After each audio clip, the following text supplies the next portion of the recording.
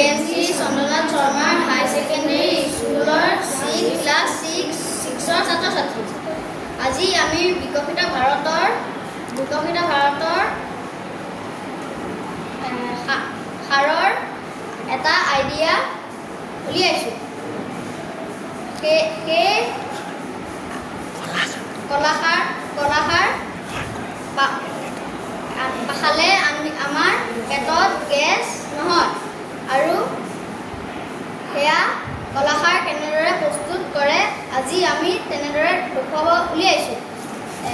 প্ৰথমতে কলগছৰ শিপা শুকান কলগছৰ শিপা বা ছাল লৈ জ্বলাই আমি এনেধৰণৰ ছাই লৈ পানী ঢালি লাডু কৰি ৰ'দত শুকুৱাই থয় আৰু যেতিয়া প্ৰস্তুতি কৰোঁ আৰু যেতিয়া আমাৰ দৰকাৰ হয় তেতিয়া আমি ইয়াত পানী ঢালি এনেধৰণৰ সাৰ পাব পাৰোঁ, এনেধৰণৰ সাৰ পাব পাৰোঁ। তাৰপিছত আমি আঞ্জাত দি খালে আমাৰ পেটৰ গেছ বা এচিডিটি হোৱা নহয় আৰু ডাক্তৰৰ ঔষধ খাবলগীয়া নহয়।